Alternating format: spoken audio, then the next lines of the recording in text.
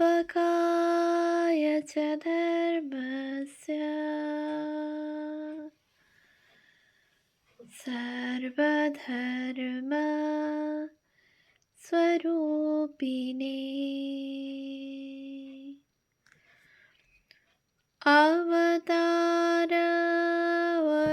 अवतारवरिष्ठाय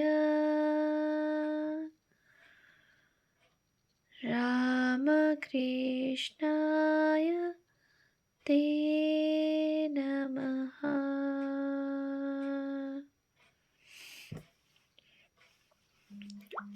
শ্রী শ্রী রামকৃষ্ণ লীলা প্রসঙ্গ প্রথম ভাগ গুরুভাব পূর্বার্ধ।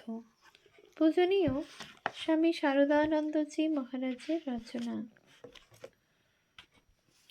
ভাব, সমাধি ও দর্শন সম্বন্ধে কয়েকটি কথা। পৃষ্ঠা ৩৩।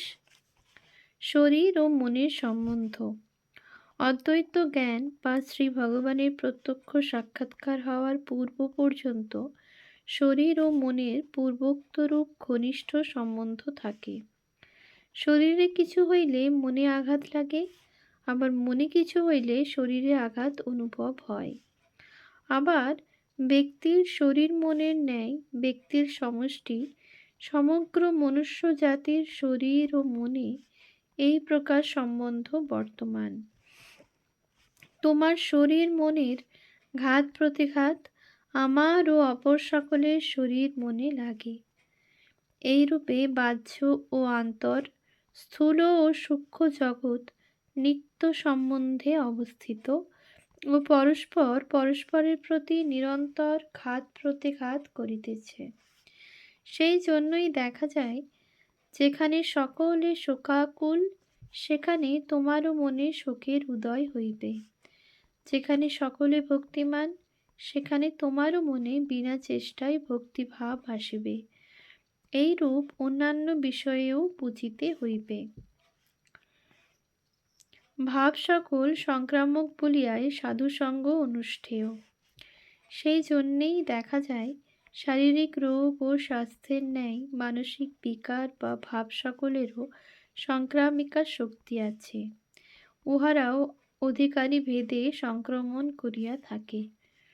তা ভগবৎ অনুরাগ উদ্দীপিত করিবার জন্য শাস্ত্র সাধুসঙ্গের এত মাহাত্ম্য কীর্তন করিয়াছেন। সেই জন্যই ঠাকুর যাহারা তাহার নিকট একবার যাইত, তাহাদের এখানে যাওয়া আসা করো, প্রথম প্রথম এখানে বেশি বেশি যাওয়া আসাটা রাখতে হয় ইত্যাদি বলিতেন। যাক, এখন সে কথা। একনিষ্ঠা প্রসূত শারীরিক পরিবর্তন। সাধারণ মানসিক ভাবসমূহের ন্যায় শ্রী ভগবানের প্রতি একান্ত একনিষ্ঠ তীব্র অনুরাগে যে সমস্ত ভাব মনে উদয় হয়, সে সকলেও অপূর্ব শারীরিক পরিবর্তন আনিয়া দেয়। যথা, ঐরূপ অনুরাগ উপস্থিত হইলে সাধকের রূপ রসাদির উপর টান কমিয়া যায়, স্বল্পাহার স্বল্প নিদ্রা হয়, খাদ্য বিশেষে রুচি ও অন্য প্রকার খাদ্যে বিতৃষ্ণা উপস্থিত হয়। স্ত্রী পুত্রাদি যে সকল ব্যক্তির সহিত মায়িক সম্বন্ধ তাহাকে শ্রী ভগবান হইতে বিমুখ করে, তাহাদিগকে বিষপথ পরিত্যাগ করিতে ইচ্ছা হয়, বায়ুপ্রধান ধাতু হয় ইত্যাদি। ঠাকুর যেমন বলিতেন, বিষয়ী লোকের হাওয়া সইতে পারতুম না, আত্মীয় স্বজনের সংসর্গে যেন দম বন্ধ হয়ে প্রাণটা বেরিয়ে যাবার মতো হতো। আবার বলিতেন, ঈশ্বরকে যে ঠিক ঠিক ডাকে তার শরীরে মহাবায়ু গড় গড় করে মাথায় গিয়ে উঠবেই উঠবে ইত্যাদি। ভক্তিপথ ও যোগমার্গের সামঞ্জস্য। ভক্তিপথ ও যোগমার্গের সামঞ্জস্য। অতএব দেখা যাইতেছে, ভগবৎ অনুরাগে যে সকল মানসিক পরিবর্তন বা ভাব আসিয়া উপস্থিত হয়, ওই সকলেরও এক একটা শারীরিক প্রতিকৃতি বা রূপ আছে। মনের দিক দিয়া দেখিয়া বৈষ্ণবতন্ত্র ওই সকল ভাবকে শান্ত, দাস্য, সখ্য, বাৎসল্য ও মধুর, এই ৫ ভাগে বিভক্ত করিয়াছেন। আর ওই সকল মানসিক বিকারকে আশ্রয় করিয়া যে সকল শারীরিক পরিবর্তন উপস্থিত হয়, তাহার দিক দিয়া দেখিয়া যোগশাস্ত্র মেরুদণ্ড ও মস্তিষ্কান্তর্গত কুণ্ডলিনী শক্তি ও ষটচক্রাদির বর্ণনা করিয়াছেন। কুণ্ডলিনী কাহাকে বলে ও তাহার সুপ্ত এবং জাগ্রত অবস্থা। কুণ্ডলী বা কুণ্ডলিনী শক্তির সংক্ষেপে পরিচয় আমরা ইতঃপূর্বেই দিয়াছি। ইহ জন্মে এবং পূর্ব পূর্ব জন্ম জন্মান্তরে যত মানসিক পরিবর্তন বা ভাব জীবের উপস্থিত হইতেছে ও হইয়াছিল, তৎসমূহের সূক্ষ্ম শারীরিক প্রতিকৃতি অবলম্বনে অবস্থিতা মহা ওজস্বিনী প্রেরণা শক্তিকেই পতঞ্জলি প্রমুখ ঋষিগণ ওই আখ্যা প্রদান করিয়াছেন। যোগী বলেন, উহা বদ্ধজীবে প্রায় সম্পূর্ণ সুপ্ত বা অপ্রকাশিত অবস্থায় থাকে। উহার ঐরূপ সুপ্তাবস্থাতেই জীবের স্মৃতি, কল্পনা প্রভৃতি বৃত্তির উদয়। উহা যদি কোনরূপে সম্পূর্ণ জাগরিত বা প্রকাশাবস্থা প্রাপ্ত হয়, তবেই জীবকে পূর্ণ জ্ঞান লাভে প্রেরণ করিয়া শ্রী ভগবানের সাক্ষাৎকার করাইয়া দেয়। যদি বলো, সুপ্তাবস্থায় কুণ্ডলিনী শক্তি হইতে কেমন করিয়া স্মৃতি, কল্পনা প্রভৃতির উদয় হতে পারে? তদুত্তরে বলি, সুপ্ত হইলেও বাহিরের রূপ রসাদি পদার্থ পঞ্চেন্দ্রিয় দ্বার দিয়া নিরন্তর মস্তিষ্কে যে আঘাত করিতেছে, তজ্জন্য একটু আধটু ক্ষণমাত্র স্থায়ী চেতনা তাহার আসিয়া উপস্থিত হয়। যেমন মশকদষ্ট নিদ্রিত ব্যক্তির হস্ত শতই মশককে আঘাত বা খণ্ডয়ানাদি করে, সেই রূপ। জাগরিতা কুণ্ডলিনীর গতি, ষটচক্রভেদ ও সমাধি। যোগী বলেন, মস্তিষ্ক মধ্যগত ব্রহ্মরন্ধ্রস্থ অবকাশ বা আকাশে অখণ্ড সচ্চিদানন্দ স্বরূপ পরমাত্মার বা শ্রী ভগবানের জ্ঞান স্বরূপে অবস্থান। তাহার প্রতি পূর্বোক্ত কুণ্ডলী শক্তির বিশেষ অনুরাগ, অথবা শ্রী ভগবান তাহাকে নিরন্তর আকর্ষণ করিতেছেন। কিন্তু জাগরিতা না থাকায় কুণ্ডলী শক্তির সে আকর্ষণ অনুভব হইতেছে না। জাগরিতা হইবা মাত্র উহা শ্রী ভগবানের ওই আকর্ষণ অনুভব করিবে এবং তাহার নিকটস্থ হইবে। ঐরূপে কুণ্ডলীর শ্রী ভগবানের নিকটস্থ হইবার পথও আমাদের প্রত্যেকের শরীরে বর্তমান। মস্তিষ্ক হইতে আরব্ধ হইয়া মেরুদণ্ডের মধ্য দিয়া বরাবর ওই পথ মেরুদণ্ডের মূলে মূলাধার নামক মেরুচক্র পর্যন্ত আসিয়াছে। ওই পথই যোগশাস্ত্র কথিত সুষুম্না বর্ত। পাশ্চাত্য শারীরতত্ত্ববিদ ওই পথকেই ক্যানাল সেন্ট্রালিস মধ্যপথ বলিয়া নির্দেশ করিয়াছে। কিন্তু উহার কোনরূপ আবশ্যকতা বা কার্যকারিতা এ পর্যন্ত খুঁজিয়া পায় নাই। ওই পথ দিয়াই কুণ্ডলী পূর্বে পরমাত্মা হইতে বিযুক্তা হইয়া মস্তিষ্ক হইতে মেরুচক্রে বা মূলাধারে আসিয়া উপস্থিত হইয়া নিদ্রিতা হইয়াছে। আবার ওই পথ দিয়াই উহা মেরুদণ্ড মধ্যে ঊর্ধ্বে ঊর্ধ্বে অবস্থিত ৬টি চক্র ক্রমে ক্রমে অতিক্রম করিয়া পরিশেষে মস্তিষ্কে আসিয়া উপনীত হয়। যোগশাস্ত্রে এই ৬টি মেরুচক্রের নাম ও বিশেষ বিশেষ অবস্থানস্থল পর পর নির্দিষ্ট আছে।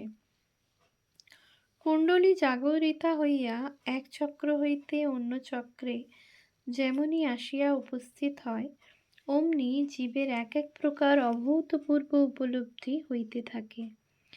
এবং ওই প্রকারে যখনই উহা মস্তিষ্কে উপনীত হয়, তখনই জীবের ধর্মবিজ্ঞানের চরম উপলব্ধি বা অদ্বৈত জ্ঞানে কারণং কারণানাং পরমাত্মার সহিত তন্ময়ত্ব আসে।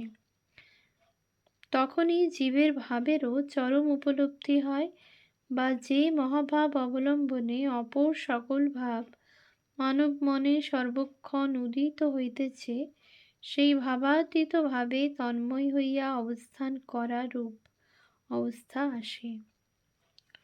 ওই সম্বন্ধে ঠাকুরের অনুভব। কি সরল কথা দিয়াই না ঠাকুর যোগের এই সকল জটিল তত্ত্ব আমাদিগকে বুঝাইতেন। বলিতেন, দেখ, সরসর করে একটা পা থেকে মাথায় গিয়ে ওঠে।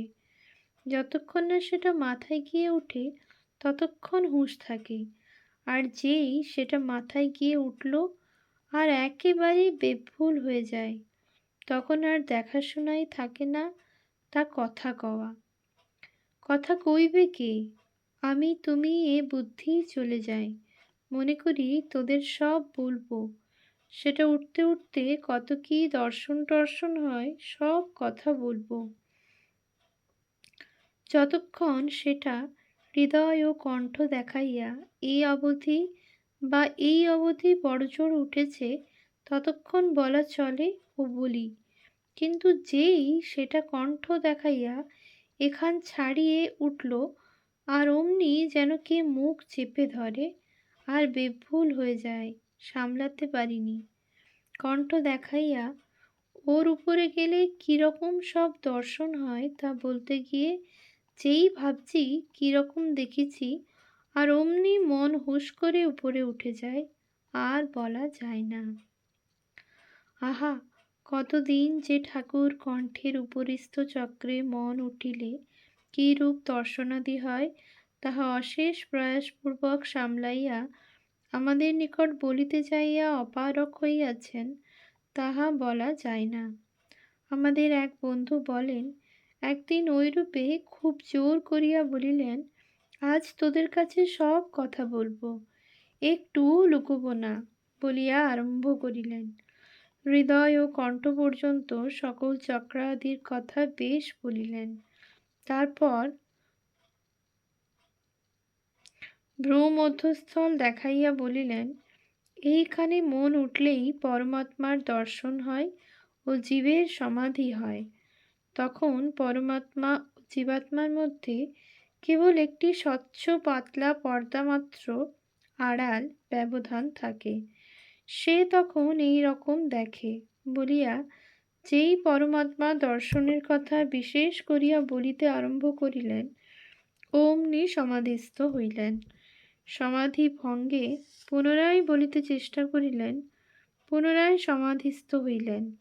এই রূপে বারবার চেষ্টার পর সজল নয়নে আমাদের বলিলেন, ওরে, আমি তো মনে করি সব কথা বলি, এতটুকুও তোদের কাছে লুকোবো না।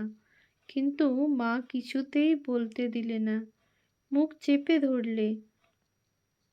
আমরা অবাক হইয়া ভাবিতে লাগিলাম, এ কি ব্যাপার। দেখিতেছি উনি এত চেষ্টা করিতেছেন বলবেন বলিয়া, না না বলিতে পারিয়া উহার কষ্টও হইতেছে বুঝিতেছি, কিন্তু কিছুতেই পারিতেছেন না। মা বেটি কিন্তু ভারী দুষ্ট। ঠাকুরের নির্বিকল্প সমাধিকালের অনুভব বলিবার চেষ্টা। উনি ভালো কথা বলিবেন, ভগবত দর্শনের কথা বলিবেন, তাহাতে মুখ চাপিয়া ধরা কেন বাবু? তখন কি আর বুঝি যে মন বুদ্ধি যাহাদের সাহায্যে বলা কহাগুলো হয়, তাহাদের দৌড় বড় বেশি দূর নয়, আর তাহারা যত দূর দৌড়াইতে পারে তাহার বাহিরে না গেলে পরমাত্মার পূর্ণ দর্শন হয় না। ঠাকুর যে আমাদের প্রতি ভালোবাসায় অসম্ভবকে সম্ভব করিবার চেষ্টা করিতেছেন, এ কথা কি তখন বুঝিতে পারিতাম? ওম শান্তি শান্তি শান্তি। হরি ওম তৎসৎ। শ্রীরামকৃষ্ণার্পণমস্তু।